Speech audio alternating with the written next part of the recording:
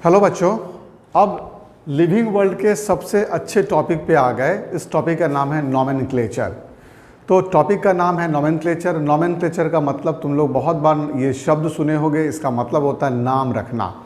एक घर में बच्चे का जन्म होता है तो सबसे पहले हम लोग क्या करते हैं? सबसे पहले जाते हैं किसी पंडित जी के पास या फादर के पास में, या जो लोग रिलीजियस होते हैं, और जाके पंडित जी से पूछते हैं कि एक बच्चे का जन्म हुआ, इसका नाम रखेंगे, किस अक्षर से ये नाम होना चाहिए।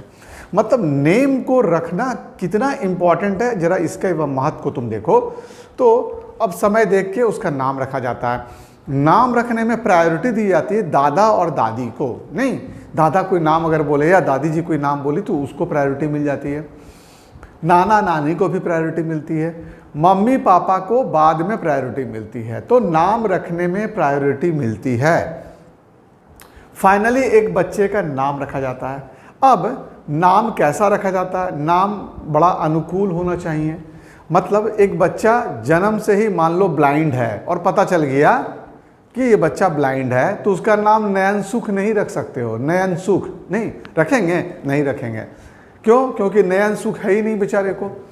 तो ये ध्यान रखा जाता है कि जब हम लोग नेमिंग करते हैं तो कुछ कैरेक्टर को देखते हैं। अब एक लड़का हुआ तो उसका नाम गुड़िया नहीं रखेंगे, नहीं, और लड़की हुई तो उसका नाम रामू भी नहीं रखेंगे। तो ये ध्यान रखा जाता है, नाम रखने में कुछ क्राइटेरिया होता है। तो हम लोग जब नाम रखते हैं तो सेक्स को फाइनली डिटरमाइन करके नाम रख देते हैं। ऐसे ही दुनिया में जब पहली बार प्लांट्स और एनिमल्स का नाम रखा जा रहा था तब बड़ी मुसीबत का सामना करना पड़ रहा था। क्यों मुसीबत का सामना करना पड़ रहा था, हम इसके बैकग्राउंड को समझा रहे हैं कि तब तुमको ये नॉमेनक्लेचर बहुत अच्छे से समझ में आएगा। जैसे हम किसी चीज़ के नाम की बात करते हैं तो शहर शहर गांव गांव में नाम बदलते जाते हैं। नहीं, शहर शहर गांव गांव रीजनल एरियाज में नाम बदलते चले जाते हैं। हमने इसके लास्ट क्लास में आपको दिखाया और बताया कि एक ट्रेन में बैठो, ट्रेन खटारा होनी चाहिए। खटारा मतलब जो हर स्टेशन पे रुके। एक अड़हुल का फूल ले लो, एक कॉपी ले लो, सभी स्टेशन पे उतरो और वहाँ पे जो खड़े लोग चाय पीते होंगे, वहाँ पे जो पान बेच रहा होगा, चाय बेच रहा होगा, है ना, या खाने की चीज़ें बेच रहा होगा, उससे उसका नाम पूछो कि ये फ्लावर या फूल का क्या नाम है आपके यहाँ। तो तुमको इतने सारे नाम मिलना शुरू हो जाएंगे कि पूरे इंडिया का भ्रमण करते करते आपकी कॉपी भर जाएगी। अगर ये गलती से इंटरनेशनल टूर है तो एक कॉपी नहीं, इतनी मोटी कॉपी और किताब तुम्हारी भर जाएगी। तो इस नाम को हम लोग लोकल नेम्स कहते हैं। वर्नाक्यूलर नेम भी कहा जाता है और रीजनल नेम भी कहते हैं। These names are known as vernacular name और रीजनल नेम और लोकल नेम, है ना। ये जो नाम हम आपको बताए ये लोकल लैंग्वेज में कहा जाता है। जैसे हमने बताया एक अड़हुल का फूल हम अपने हाथ में लिए, इसी को गुड़हल का फूल भी कहते हैं। संस्कृत में इसी को पद्मचारिणी भी कहते हैं और बंगला में इसी को जावा का फूल भी कहते हैं। तो अपने यहाँ हम 4 लैंग्वेज में इसको देखने लगे। हम लोग आलू का कुछ नाम लिखे हैं, पोटैटो आलू। अगर हम लोग गुजरात में चले जाएं तो इसको पपेटा कहते हैं। हम डिफिकल्टीज बता रहे हैं। गुजरात में चले गए तो आलू को पपेटा कहते हैं, है ना। अगर हम लोग इससे थोड़ा और आगे बढ़ते हैं, हम लोग आलू गेड्डे, कन्नड़ की भाषा में, कन्नड़ भाषा में, कर्नाटका में इसको आलू गेड्डे कहते हैं, है ना। इसको उरुलू गड्ढे कहा जाता है। कहाँ पे? तेलुगु भाषा में। और मराठी में बटाटा कहा जाता है। इसीलिए तुमको याद होता होगा, कहीं भी पार्टी वगैरह में जाते होगे या कहीं अगर मेला लगा रहता है, फेस्टिव का मौसम होता है, तो वहाँ बटाटा पूरी बिकता है ना। तो वो जो बटाटा होता है वो आलू का मराठी में नाम है। तो देखो, तो सिर्फ पोटैटो या आलू का हमारे रीजनल में कितना सारा नाम है।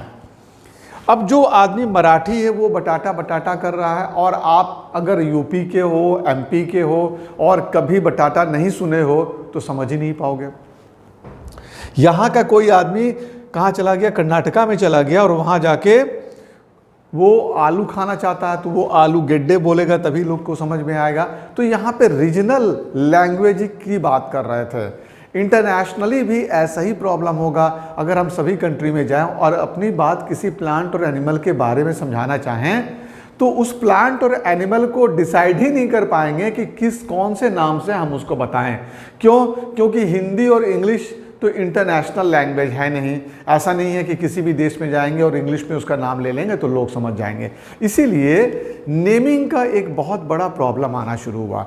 हर प्लांट और एनिमल के इतने सारे डाइवर्स नेम आ रहे थे कि बहुत बड़ा प्रॉब्लम आ रहा था। और कई बार तो कॉमन नेम बड़ा मिसलीडिंग भी होता था। कोई किसी का इंग्लिश नेम या कॉमन नेम आपको कंफ्यूजन में डाल सकता है कि ये है क्या। कई बार कॉमन नेम बड़ा मिसलीडिंग होता है। जैसे यहाँ पे हम लोग अभी नाम बताया कि एक बच्चे का जन्म से बेचारा अंधा था और उसका नाम रख दिए नयन सुख।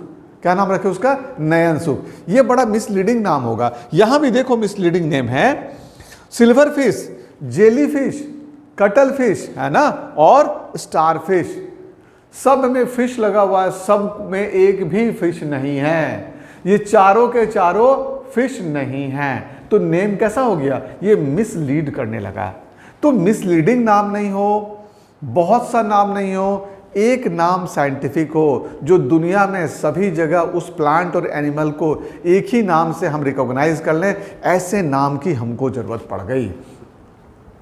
इस दिशा पे, इसी डायरेक्शन पे जब काम करने की शुरुआत हुई तो इंटरनेशनली सारे साइंटिस्ट लोगों को बुलाया गया। इंटरनेशनली, ध्यान से समझना, इंटरनेशनल जैसे इंडिया के साइंटिस्ट भी पार्टिसिपेट किए, अमेरिका के भी साइंटिस्ट पार्टिसिपेट किए, जापान के भी साइंटिस्ट पार्टिसिपेट किए और एक कॉन्फ्रेंस हुआ, इंटरनेशनल कॉन्फ्रेंस हुआ और इस प्रॉब्लम को डिस्कशन किया गया कि भाई एक नाम डिसाइड कीजिए। ये जितने सारे प्लांट और एनिमल है ना, इनका अब जापान में अलग नाम हो, इंडिया में अलग नाम हो, अमेरिका में अलग नाम हो, रशिया में अलग नाम हो, चाइना में अलग नाम हो, ऐसा नहीं हो। एक इंटरनेशनल नाम डिस्क्राइब कीजिए। उस नाम के बोलते ही हमको उस प्लांट या एनिमल को पहचानने में कोई दिक्कत ना हो और इसके लिए कुछ रूल बनाइए। तो ये इंटरनेशनल साइंटिस्ट लोगों के समूह में कुछ नियम बनाया गया। तो सबसे पहले इस काम के लिए एक कॉन्फ्रेंस हुआ, एक मीटिंग हुई। इसको इंटरनेशनल कॉन्फ्रेंस कहते हैं। इसकी चर्चा बुक्स में नहीं होती है, इस बात की चर्चा किताबों में नहीं है।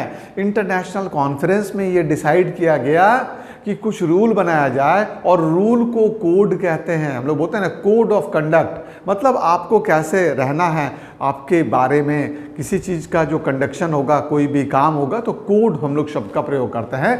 कोड शब्द का मतलब होता COD, इसका मतलब होता रूल्स। तो इंटरनेशनल कोड बनाया गया। किसके लिए बनाया गया तो जरा ध्यान से समझेंगे। प्लांट्स के लिए बनाया गया तो उसको बोला गया, प्लांट में नेमिंग करने के लिए जो रूल बनाया गया उसको बोला गया international code of botanical nomenclature. International code of botanical nomenclature. Animal के लिए भी कुछ रूल बनाया गया तो इस रूल को बोला गया international code of zoological nomenclature. अब बात आ गई, बैक्टीरिया को हम लोग अलग ग्रुप में रखे हुए हैं, मोनेरा के ग्रुप में रखे हुए हैं। तो international rule of bacterial nomenclature. तो इन दोनों का शॉर्ट फॉर्म एक दिखने लगा। कहाँ पे प्रॉब्लम आया जरा देखना। International code of botanical nomenclature को ICBN से लिख दिए हम लोग, और जब हम लोग international code of bacterial nomenclature लिखते तो भी हमको ICBN लिख देते। तो हमको ICBN शॉर्ट फॉर्म में लिखने के बाद ये समझ में नहीं आता कि ये बॉटनिकल नॉमेनक्लेचर है या बैक्टीरियल नॉमेनक्लेचर है। इसीलिए क्या किया गया, इस वर्ड को उलट दिया गया, international code of nomenclature for bacteria कर दिया गया। तो यहाँ पे international code of botanical nomenclature था और यहाँ पे international code of nomenclature for bacteria कर दिया गया। एक शब्द को उलट दिए। ICZN international code of zoological nomenclature. Virus को हम लोग अलग ग्रुप में रखते हैं। वायरस को हम लोग जब पढ़ते हैं ना तो 5 किंगडम में कहीं नहीं रखते हैं। जो 5 किंगडम सिस्टम ऑफ क्लासिफिकेशन है उनमें एक का नाम है member of parliament for plant and animal. M for Monera, P for protista, M for Monera, P for protista, F for fungi, Plantae and Animalia. ये 5 किंगडम में वायरस का कहीं स्थान नहीं था। ये पांचों किंगडम में वायरस नहीं पाए जाते थे, कहीं भी इसका हम लोग कहते हैं प्लेसमेंट नहीं किए थे। तो वायरस के लिए भी रूल बनाया गया, उसका नाम रखा गया international code of viral nomenclature. जब इतने चीजों के लिए नियम बनाया गया तो कल्टीवेटेड प्लांट, ऐसे प्लांट जिसका हम कल्टीवेशन करते हैं, राइस है, व्हीट है, मेज है, शुगर केन है, टोमेटो है, पोटैटो, जो कल्टीवेट किया जाता है ना, इनको भी एक रूल बना दिया गया, ICNCP international code of nomenclature for cultivated plant. अब आ जाओ, ये 5 जो तुमको बच्चों लिखाएं और समझाए, इन 5 में कई बार एक ना एक का फुल फॉर्म पूछा है। तो पहले हम लोग तुमको बैकग्राउंड बता रहे थे कि हमको नॉमेनक्लेचर की जरूरत क्यों पड़ी। We need a specific name for a plant और animal which should be prevalent all over the world. हमें एक नाम चाहिए जो दुनिया के सारे जगह में प्रीवेलेंट होने चाहिए, उसमें कोई परिवर्तन नहीं होना चाहिए, कोई चेंजेस नहीं होना चाहिए। उस नाम से जब उस प्लांट और एनिमल को बुलाएं, बताएं, तो एक ही वो नाम आए और आते ही आप आइडेंटिफाई कर लें कि किस प्लांट और एनिमल की बात हो रही थी। ऐसे ही सर्कमस्टांसेस में रूल बनाया गया और रूल को हम लोग कोड कह दिए, रूल को कोड कह दिए। तो ये इसका इंट्रोडक्शन था। तो नॉमेनक्लेचर में क्या हुआ? नॉमेनक्लेचर था नाम रखना। नाम रखने की जरूरत थी। जब कभी एक नए प्लांट और एनिमल को ढूंढते हैं, सबसे पहला काम क्या करते हैं? जब कभी एक प्लांट और एनिमल को ढूंढते हैं, सबसे पहला काम उसका नाम रखते हैं। लेकिन नाम कैसे रखते हैं? नाम रखने के लिए उसको आइडेंटिफाई करना पड़ता है और फिर हम उसको क्लासिफाई भी कर देते हैं।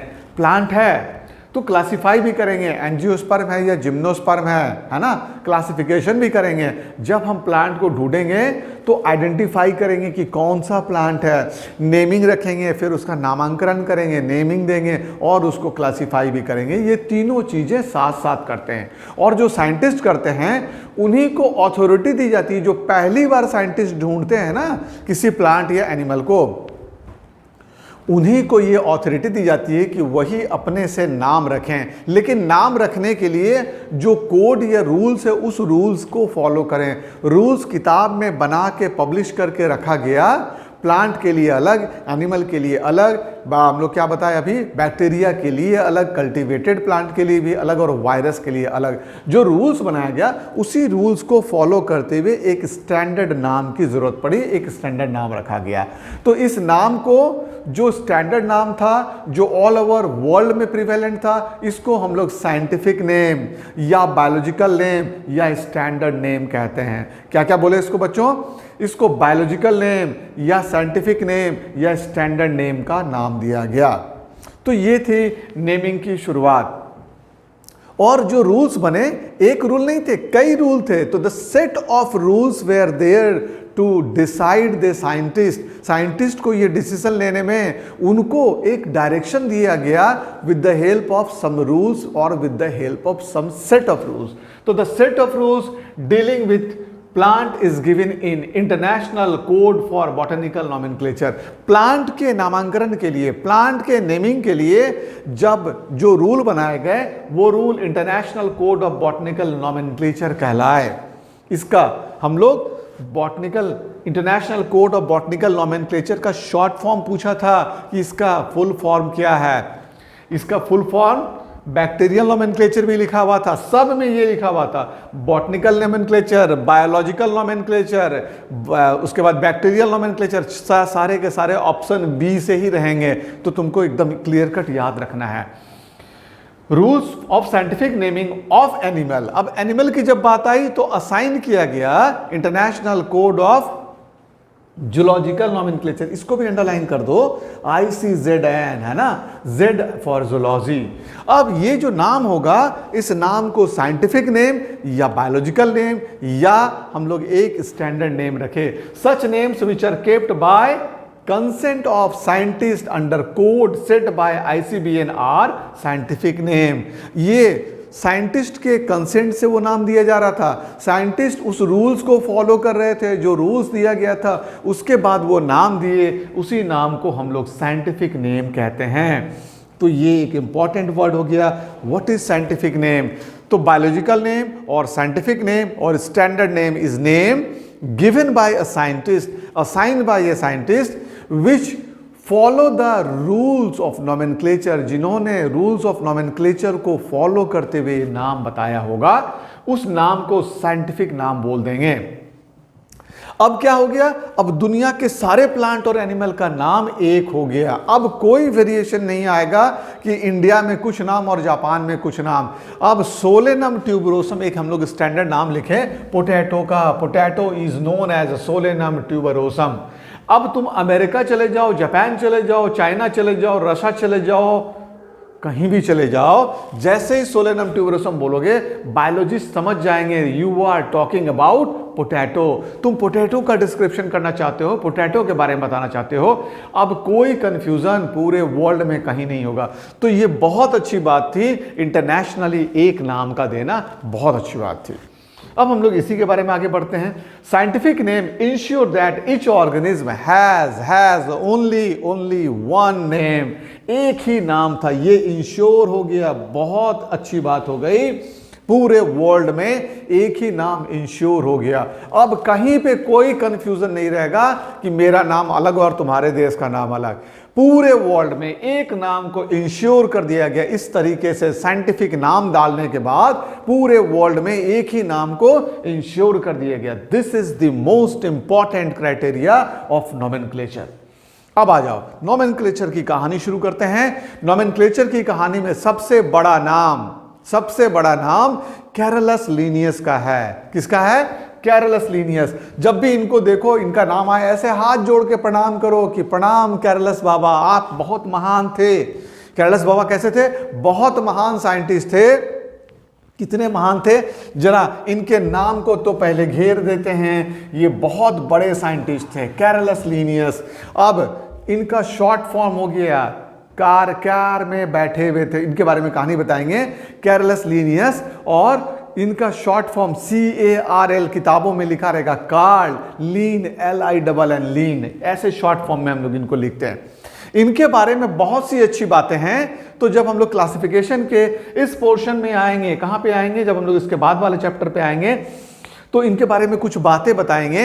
इनके बारे में अभी तुम सिर्फ 3 बातें याद रखो कि इनके बारे में कार में बैठे हुए लीन एंड थीन आदमी थे। कैरलस लीनियस कहां बैठे थे? कार में बैठे हुए थे। लीन एंड थीन आदमी थे, दुबले पतले आदमी थे, पूरी दुनिया की सैर कर रहे थे। कार में बैठ के दुबले पतले कैरलस लीनियस पूरे दुनिया की सैर कर रहे थे। और दुनिया की सैर करते करते वो बोले कि दुनिया में 2 ही चीजें हैं। क्या बोले ये? दुनिया में 2 ही चीजें हैं, एक प्लांट और दूसरा एनिमल। एक प्लांट और दूसरा एनिमल। और वो प्रपोज कर दिए 2 किंगडम सिस्टम ऑफ क्लासिफिकेशन। इसमें उनका कहना था कि दुनिया में जितने भी ऑर्गेनिज्म हैं उसको आप 2 कैटेगरी में डिवाइड कीजिए, प्लांटी एंड एनिमलिया। प्लांट को प्लांटी कह दिया गया, ग्रुप को, एनिमल को एनिमलिया कह दिया गया। ये समझ में आ गया? तो कैरलस लीनियस से रिलेटेड कुछ बातों को हम यहाँ पे लिखे हैं। अब ये एक किताब पब्लिश किए, एक नहीं इनकी कई किताबें थी, जिनमें सबसे इंपॉर्टेंट 2 किताब का नाम हम लोगों ने लिखा। एक किताब थी जिसका नाम था स्पीसीज प्लानेटेरम, है ना? तो प्लांट एरम, है ना? Plantarum, species plantarum is the name of the book.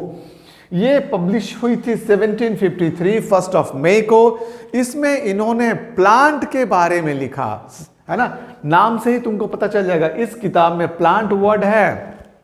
Species plantarum में इन्होंने प्लांट का डिस्क्रिप्शन किया, प्लांट के बारे में, नाम, इसका बायोलॉजिकल नेम, इसका क्लासिफिकेशन, इसके फैमिली का नाम, इसका कैरेक्टर, ये डिस्क्रिप्शन किया।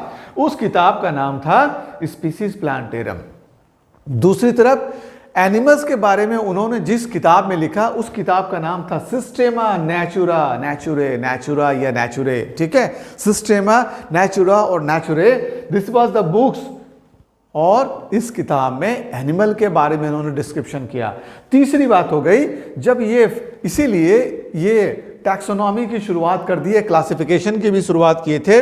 और 2 किंगडम सिस्टम ऑफ क्लासिफिकेशन दिए थे। कार में बैठे हुए लीन दुबले पतले scientist, lean and thin scientist पूरी दुनिया की सैर करने के बाद क्या बताया कि there is a plant and there is an animal, और दुनिया में कोई चीज नहीं है, तो उस 2 किंगडम सिस्टम ऑफ क्लासिफिकेशन कहा गया। तो इनके बारे में 4 इंपॉर्टेंट पॉइंट हो गए ना पहले, और लास्ट में इनको हम लोग कहते हैं hats off to you, father of taxonomy. किसको? कार्ल लिनियस को अब फादर ऑफ टैक्सोनॉमी कहा गया। टैक्सोनॉमी कहते हैं क्लासिफिकेशन करने को। किसको कहते हैं? क्लासिफिकेशन करने को टैक्सोनॉमी कहते हैं। तो कार्लस लिनियस बाइनोमियल नॉमेनक्लेचर की शुरुआत की, ये पहली बात इनके बारे में बताएंगे। इन्होंने एक सिस्टम दिया क्लासिफिकेशन का जिसको हम लोग बाइनोमियल नॉमेनक्लेचर कहते हैं। तो यहां पे हम लोग लिखेंगे बाइनोमियल नॉमेनक्लेचर शब्द हम लोग कहीं लिखे हैं कि नहीं देखें, ये देखना है। फर्स्ट में Systema Naturae, father of taxonomy and system. अब यहां पे तुम लोग को लिखना है, ठीक है। इट वाज कार्लस लिनियस जिन्होंने बाइनोमियल नॉमेनक्लेचर, ये एक हम लोग वर्ड लिख रहे हैं बहुत इंपॉर्टेंट, नॉमेनक्लेचर के बारे में। नॉमेनक्लेचर, बाइनोमियल नॉमेनक्लेचर के बारे में बताने वाले साइंटिस्ट कौन थे? तो कार्लस लिनियस थे, कार्ल लिनियस थे। अब आ जाओ, ये क्या था? बाइनोमियल क्या था? देखो, बाई मतलब होता है दो, बाई मतलब होता है दो, और नोमियल शब्द का मतलब होता है नेम। जब ये नाम देना शुरू किए तो इनका कहना था एक स्पेसिफिक रूल के तहत, international code of botanical nomenclature के तहत पहली बार इन्होंने जो स्टार्ट किया वो था बाइनोमियल नॉमेनक्लेचर। बाइनोमियल नॉमेनक्लेचर का मतलब था एक प्लांट के या एनिमल के 2 नाम होंगे। किसी भी प्लांट या एनिमल के कितने नाम होंगे? 2 नाम होंगे। पहले नाम को जेनस या जेनरिक नेम कहेंगे, दूसरे नाम को स्पीसीज या स्पेसिफिक एपिथेट कहेंगे। क्या क्या कहेंगे बच्चों? पहले नाम को जेनस या जेनरिक नेम कहेंगे, दूसरे नाम को स्पीसीज या स्पेसिफिक एपिथेट कहेंगे। तो बायोलॉजिकल नेम और scientific name is, first name is generic name, पहले नाम को जेनरिक नेम और शॉर्ट में जेनस कहते हैं, दूसरे नाम को स्पेसिफिक एपिथेट और शॉर्ट में स्पीसीज कहते हैं। एक एग्जांपल दिए, पोटैटो का बायोलॉजिकल नेम सोलेनम ट्यूबरोसम है। क्या है? सोलेनम ट्यूबरोसम है। क्या है? सोलेनम ट्यूबरोसम है। पोटैटो का बायोलॉजिकल नेम क्या है? घर में जब भी सब्जी खाने बैठो और पोटैटो आते ही बोलना सोलेनम ट्यूबरोसम खा रहे हैं, राइस आते ही बोलना ओराइजा सटाइवा खा रहे हैं, रोटी खाते ही बोलना ट्रिटिकम एस्टिवम खा रहे हैं। बायोलॉजिकल नेम याद करने का इससे अच्छा और कोई तरीका नहीं हो सकता है। जिन चीज़ों को रेगुलर यूज़ कर रहे हो उन सब का घर में बायोलॉजिकल नाम डालना शुरू करो, यूज़ करना शुरू करो। तो पोटैटो खाते समय क्या बोले? सोलेनम ट्यूबरोसम खा रहे हैं। सब्जी लाने गए, बाजार गए, आलू वाले को बोले 2 केजी सोलेनम ट्यूबरोसम दे दीजिए। आलू वाला वो बटखरा उठाया और आपकी तरफ फेंक के मारा। क्यों? क्योंकि उसके समझ में नहीं आया कि ये क्या बोल रहे हैं। पोटैटो का नाम जान गए हम लोग। तो अब पोटैटो का बायोलॉजिकल नेम था, आम के सीजन में गए और आम का बायोलॉजिकल नेम मैंजीफेरा इंडिका, तो मैंगो का बायोलॉजिकल नेम हो गया मैंजीफेरा इंडिका। दोनों नाम को ध्यान से देखो, दोनों ही नाम में पहला नाम जेनस है और दूसरा नाम स्पीसीज है। स्पीसीज नहीं बोलेंगे, जेनस भी नहीं बोलेंगे, अगर पूरा नाम आएगा तो लिखा होगा इट इज जेनेरिक नेम और दूसरे शब्दों में लिखा होगा इट इज स्पेसिफिक एपिथेट। तो पहले नाम को जेनस और दूसरे नाम को स्पेसिफिक एपिथेट, शॉर्ट में जेनेरिक नेम का जेनस और स्पेसिफिक एपिथेट का स्पीसीज होता है। तो अब आ जाओ, लिखने में क्या क्या रूल फॉलो किया गया, जरा रूल को देखना है। पहला, नाम जेनस हमेशा हमेशा हमेशा कैपिटल लेटर से लिखा जाता है। तो first name is written by capital letter, बहुत important rule, most important rule की बात कर रहे हैं। Where second name is always written by small letter. Second letter की शुरुआत जब करते हैं ना तो इसको स्मॉल लेटर से लिखते हैं। पहला रूल आ जाओ। और लिखने के बाद अगर लिख रहे हैं तो दोनों शब्दों को अलग अलग अंडरलाइन करते हैं, जेनस को अलग और स्पीसीज को अलग। लेकिन अगर किताब प्रिंट कर रहे हैं तो ये इटैलिक्स में तिरछा प्रिंट किया जाता है। देखना किताब में जब भी बायोलॉजिकल नेम आता है ना तो ये इटैलिक्स में तिरछा प्रिंट किया जाता है। ये बड़े इंपॉर्टेंट कैरेक्टर, ये रूल्स हम लोग डिस्कशन कर रहे हैं। ये जो हम लोग रूल्स डिस्कशन कर रहे हैं ये बहुत इंपॉर्टेंट रूल्स की हम लोग बात कर रहे हैं। तो इन सारे रूल्स में 2 रूल हम लोग अभी डिस्कशन कर चुके हैं। Genus name is written in capital letter, species is written in small letter. दोनों नाम को अलग अलग अंडरलाइन करते हैं। तुम्हारे मन में आएगा क्यों करते हैं अंडरलाइन? ये प्रश्न बहुत सही है। क्यों करते हैं? क्योंकि जब हम देखो ये लिख रहे हैं तो मेरे लैंग्वेज में सारी बातें हम लोग या तो इंग्लिश में लिख रहे हैं या रीजनल लैंग्वेज में जिसको लिखना हो, हिंदी में लिख रहे हो, मराठी में लिख रहे हो, उसमें ये जो नाम आया ये ना तो इंग्लिश नेम था, ना तो मराठी नेम था, ना जापानीज नेम था, ये बायोलॉजिकल नेम था। इसी बात को इंडिकेट करने के लिए, समझाने के लिए रीडर को बायोलॉजिकल नेम को अलग अलग अंडरलाइन किया जाता। बहुत अच्छा क्वेश्चन नीट का, अलग अलग अंडरलाइन किया था, एक साथ नहीं किया जाता है। यह ध्यान रखना बच्चों, यह भी क्वेश्चन पूछ सकता है। दे आर अंडरलाइंड सेपरेटली और टुगेदर, नेवर टुगेदर। ये पहला पॉइंट जान गए हम लोग। दूसरी बात क्या बताए? लिखने के क्रम में पहले जेनस को कैपिटल लेटर से और स्पीसीज को स्मॉल लेटर से लिखा जाता। तीसरा इंपॉर्टेंट पॉइंट, पहला नाम हमेशा नाउन होता है, दूसरा ज्यादातर केस में एडजेक्टिव होता है। पहला नाउन होता है और दूसरा एडजेक्टिव होता है। तीसरी बात आ जाओ। चौथी बात हम लोग आते हैं, जब भी हम लोग लिखते हैं ना तो यहां पे दोनों नाम एक से प्लांट में नहीं होते हैं। जैसे हम लोग कोबरा की बात करें तो कोबरा का बायोलॉजिकल नेम है नाजा। नाजा, एक घर में कोबरा आ गया, घर में कोबरा आ गया। अब डर के लोग पूजा कर रहे हैं, ऐसे हाथ जोड़ लिए, दूध पिला रहे हैं और कह रहे हैं हे प्रभु मत जा, ना जा ना जा। क्या बोल रहे हैं उसको? ना जा ना जा, मतलब मेरे घर में रहो। क्यों? क्योंकि तुम तो भगवान हो। तो नाजा नाजा किसका नाम है भाई? नाजा नाजा कोबरा का नाम है। ये नाग सांप का नाम हो गया कोबरा, है ना। तो देखो वहां पे क्या हुआ, जूलॉजी के केस में, एनिमल के केस में जेनस और स्पीसीज एक ही है। कुछ जगह पे, सभी जगह नहीं, मतलब जूलॉजिस्ट लोगों को ये अथॉरिटी दी गई कि आप जेनस और स्पीसीज दोनों को एक रख सकते हैं, और अगर ऐसा रखते हैं तो इस घटना को, इस इवेंट्स को टॉटोनिम्स कहा जाता है। तो ये जो पोर्शन हम लोग पढ़ा रहे थे ना, ये क्या था? रूल्स ऑफ आईसीबीएन डिस्कशन कर रहे थे। रूल्स ऑफ आईसीबीएन के बाद अब हम लोग आ गए टॉटोनीम पे, है ना। ये एक टेक्निकल वर्ड्स है, इसको समझना था। What is टॉटोनीम?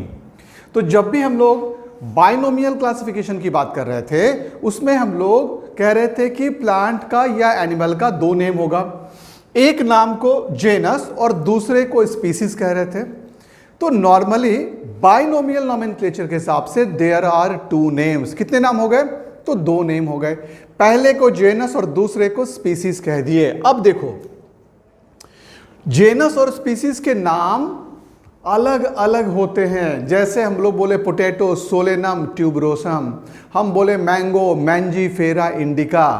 लेकिन कभी कभी एनिमल्स के केस में हम क्या देखते हैं, यहां पे हम लोग कोबरा का नाम लिख दिए, कोबरा को नाजा नाजा कहते हैं। कोबरा का नाम क्या है? नाजा नाजा। हम लोग इसका तरीका बताए कि घर में कोबरा आ गया, हम लोग दूध पिलाए उसको और बोले नाजा नाजा, आप भगवान हैं, शंकर भगवान हैं, आप मेरे घर में रहिए, नाजा नाजा। नहीं, तो नाजा नाजा किसका नाम है? कोबरा का। अब तुम देखो ध्यान से, इस नाम में जेनस और स्पीसीज दोनों ही, बहुत ध्यान से देखना, दोनों ही सेम वर्ड हैं। ऐसा अगर होता है तो इसको टॉटोनीम कहते हैं। क्या बोलते हैं इसको? Tautonym. If genus and species are same they are called as tautonym. Is it clear? अगर क्लियर है तो हम लोग आगे बढ़ेंगे। अब ध्यान से समझना, प्लांट के केस में टॉटोनीम अलाउ नहीं किया। ICBN, international code of botanical nomenclature में जो साइंटिस्ट लोग बैठे हुए थे उन लोगों ने कहा नहीं, प्लांट में जेनस और स्पीसीज दोनों नेम किसी भी केस में सेम नहीं होंगे, और अगर हुए तो दो प्लांट के अगर कॉमन हो गए तो एक सब स्पीसीज का सहारा लेंगे। हम लोग इसको भी समझाते हैं अभी। तो हम लोग पहले ये बोल रहे हैं कि जेनस और स्पीसीज प्लांट के केस में एक नहीं होंगे। तो क्या होगा भाई, जेनस और स्पीसीज प्लांट में अलग अलग होंगे, लेकिन उसी समय international code of zoological nomenclature में जो साइंटिस्ट लोग बैठे थे ना, वो लोग थोड़ा लीनियंट थे। वो लोग बोले कि नहीं नहीं, अगर मजबूरी होगी, कभी जरूरत पड़ेगी, तो जेनस और स्पीसीज दोनों नाम एक हो सकते हैं, दोनों को हम लोग एक कर सकते हैं। तो जूलॉजी में तुम देखोगे रैटस रैटस चूहे का नाम है, रैटस रैटस। नाजा नाजा कोबरा का नाम हो गया, नाजा नाजा किसका नाम हो गया, कोबरा का नाम हो गया। तो टोटोनिम्स आर नॉट वैलिड, ये वैलिड नहीं है, किसके लिए, तो प्लांट के केस के लिए। क्वेश्चन है तुम्हारे नीट का कि टोटोनिम किसके लिए वैलिड है और किसके लिए नहीं है। लेकिन ये किसके लिए वैलिड हो गया, एनिमल के केस में ये वैलिड है। एनिमल के केस में इसको हम लोग अलाउ कर दिए कि आप टोटोनिम दे सकते हैं। तो टोटोनिम आपका क्लियर हो गया ना, what is tautonym, when both genus and species names are same. जैसे बोले नाजा नाजा, पहला नाजा जेनस है, दूसरा नाजा स्पीसीज है। देखने में क्या फर्क है, पहले को कैपिटल लेटर से लिखे और दूसरे को स्मॉल लेटर से लिखे, बस इतना सा ही है डिफरेंस दोनों के बीच में। नेम ऑफ द साइंटिस्ट, अब हम लोग चलते हैं। ये क्वेश्चन 2019 के नीट में आया था, अभी जो बताने जा रहे हैं।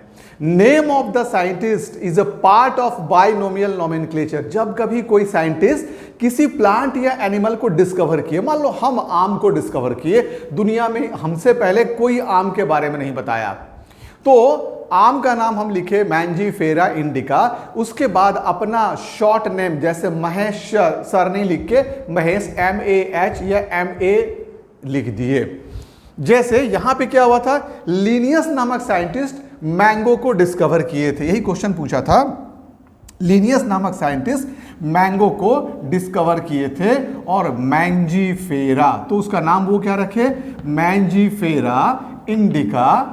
और क्वेश्चन पूछा what is the name of mango, what is the scientific name of binomial nomenclature.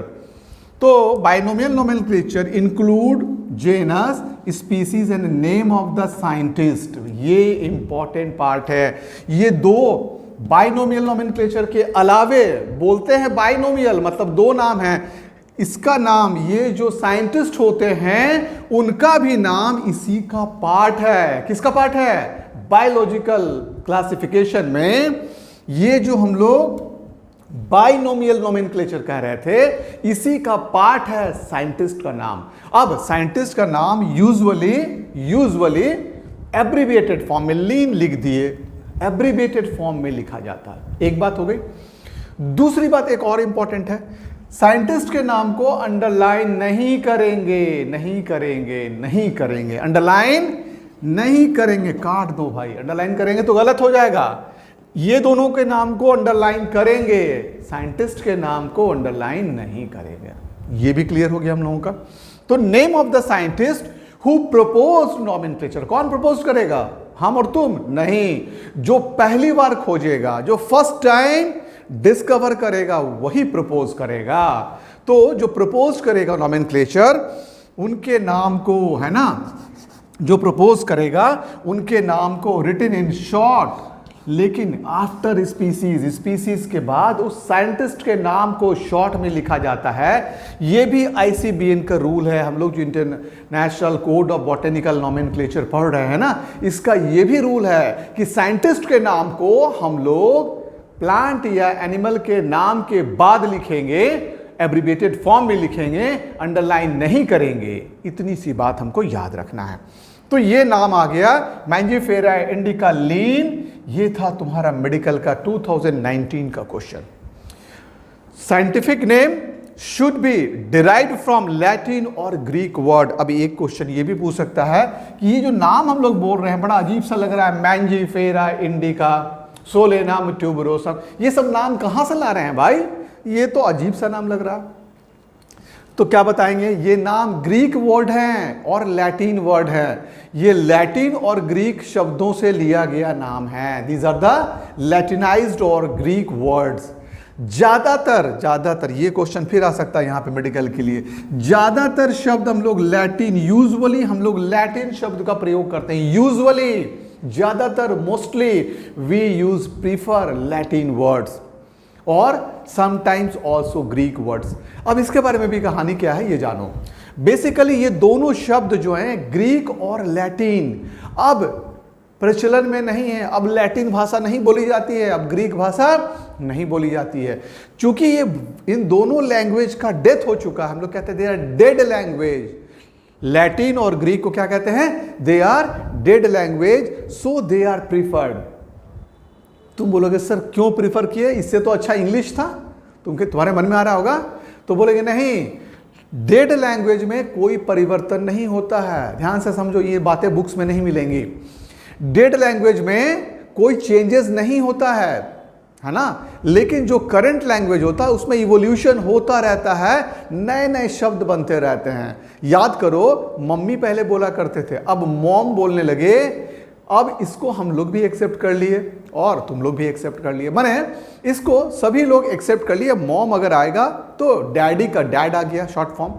तो क्या हो रहा है, लैंग्वेज में परिवर्तन हो रहा है ना। This is because these are the current, ये करंट लैंग्वेज है, इवोल्यूशन हो रहा है, शब्दों में हेरफेर हो रहा है, हम एक्सेप्ट भी कर रहे हैं।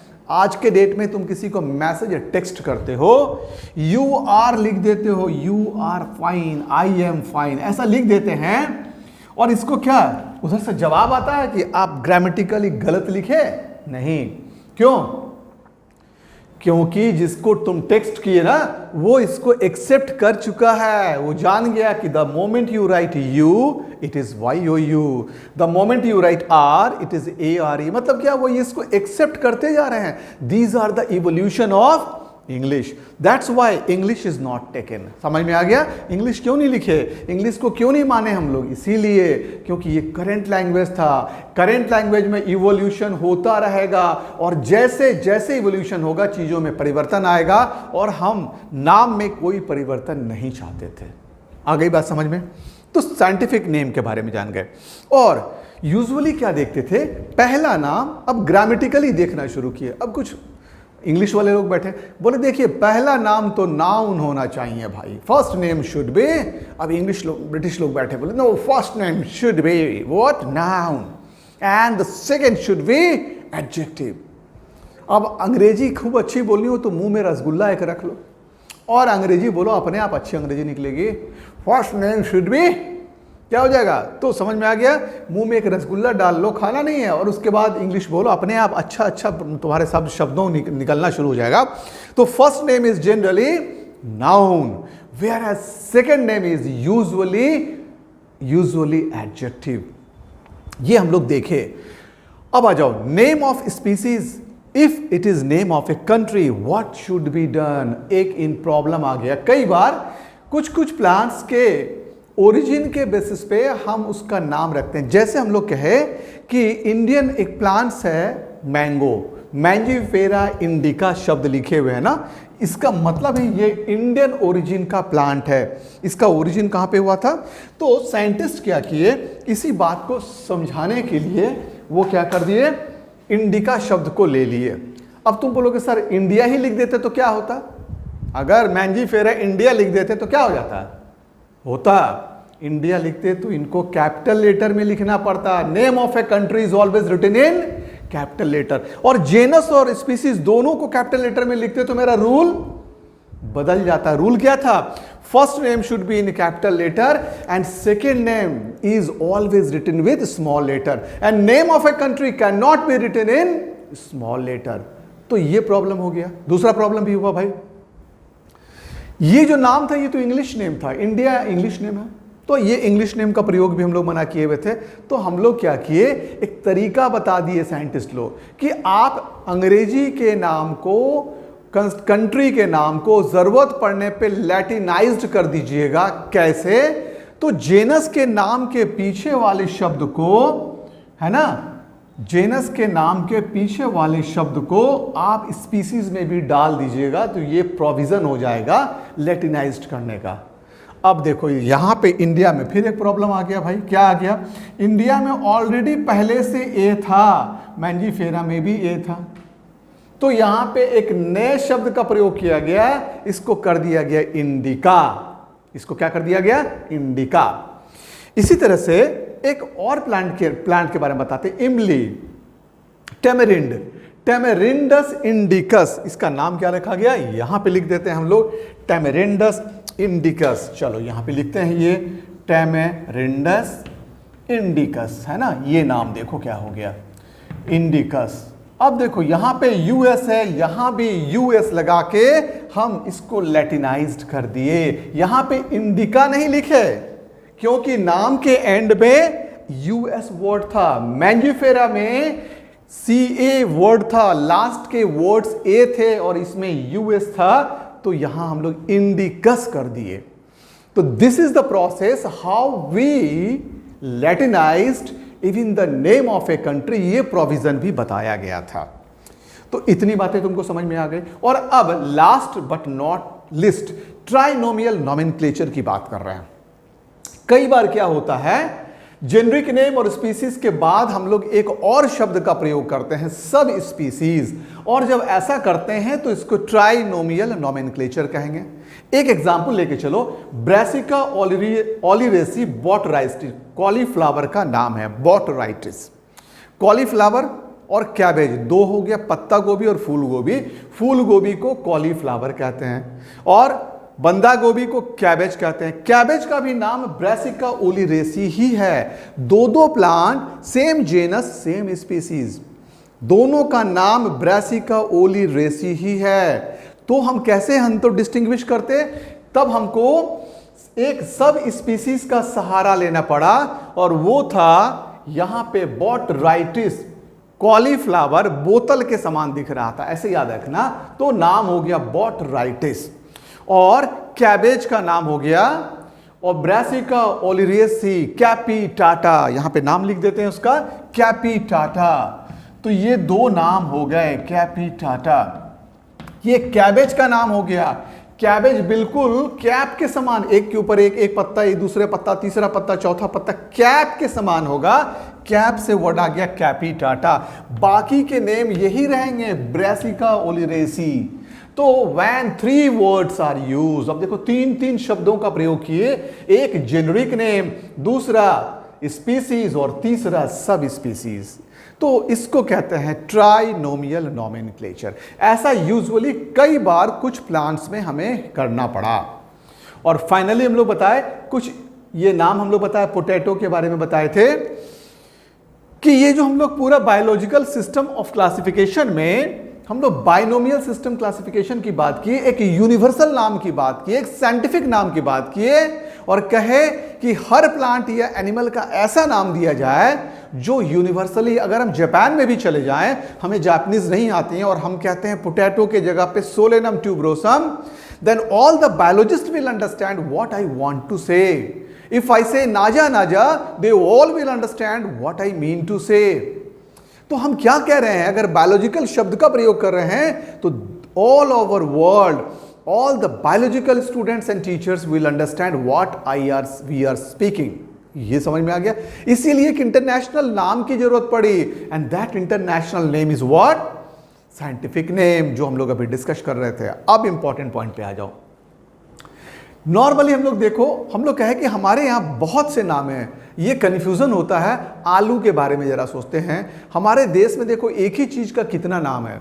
पोटैटो एक सिंपल सा नाम है आलू, इसी आलू को गुजराती में पपेटा कहते हैं। नेम्स में बहुत कन्फ्यूजन होता है। अब हम गुजरात चले गए तो वहां बोलेगा पपेटा पूरी मतलब आलू पूरी का सब्जी बना के बेच रहा है, हम समझेंगे नहीं क्या बोल रहा है। आलू गेड्डे, अगर हम लोग कर्नाटका चले जाएं, कन्नड़ में इसको आलू गेड्डे कहते हैं। आलू गुड्डी पूरी करेगा, अब तुमको समझ में नहीं आएगा। बटाटा, मराठी में चले जाएंगे तो महाराष्ट्र में इसको बटाटा कहते हैं, आलू को क्या कहते हैं। तो देखो हमारे कंट्री में ही कितना सारा नाम बताना शुरू कर दिए। पूरे देश को घूमोगे ना तो आलू का नाम लिखते लिखते एक कॉपी भर जाएगी। तो इतना सारा नाम क्यों याद रखेंगे भाई। और पूरे वर्ल्ड के अलग अलग स्टेट को घूमेंगे ना तो इतनी मोटी किताब भर जाएगी एक ही प्लांट या एनिमल के नाम से। इतना रीजनल लैंग्वेज है कि हम इसके नाम्स को थक जाएंगे। तो हमें एक साइंटिफिक नाम की जरूरत पड़ी, एक ऐसे नाम की जरूरत पड़ी जिसको हम किसी भी कंट्री में कहीं भी जाके कह दें तो ये बिल्कुल यूनिवर्सल हो। एक इंपॉर्टेंट पॉइंट बात, और कभी कभी दूसरा एक अच्छा एग्जांपल दिए, sometimes common name are always misleading. Common name misleading होता है, आपको समझने में धोखा हो जाएगा कॉमन नेम से कि ये है क्या। एक अंधा आदमी का नाम है नयन सुख। अंधा आदमी बेचारा आंख नहीं है, ब्लाइंड है, और नाम उसका क्या है, नयन सुख। तो ये आदमी के बारे में नाम जब सुनोगे, अगर नहीं मिलोगे तो क्या होगा, बड़ा मिसलीडिंग तुम्हारे लिए होगा, समझ में नहीं आएगा। बेचारा नयन सुख बड़ा अच्छा आदमी होगा, ना आंखें नक्शा बहुत अच्छा होगा उसका। यहां भी देखो कुछ कॉमन नेम लिखे, silver fish, jelly fish, cuttle fish और स्टार फिश। सबके नाम के पीछे फिश है लेकिन कोई भी फिश नहीं है। कितना मिसनोमर है, देखो ये नाम देखो, घर बैठे बैठे सबको कंफ्यूज कर देगा। Silver fish, jelly fish, cuttle fish और स्टार फिश। ठीक है, कौन कौन सा फिश, सिल्वर फिश, कटल है ना, कटल फिश, जेली फिश और स्टार फिश। सबके नाम के पीछे फिश है लेकिन नन इज फिश। तो ये मिसलीडिंग वर्ड्स थे। यहां भी अगर बायोलॉजिकल नेम होता तो देख के समझ जाते कौन इनमें मॉलस्का है, कौन इसमें रेप्टाइल्स है और कोई इसमें फिश है या नहीं है। तो ये हमारे लिए इंपॉर्टेंट था। तो ये हम लोग अब समझ गए। तो इस टॉपिक को हम लोग, ये जो हम लोग पढ़ रहे थे रूल्स ऑफ ICBL, ये 11th का पोर्शन था, तो ये तुम्हारा अब खत्म हो गया। Now move to next class.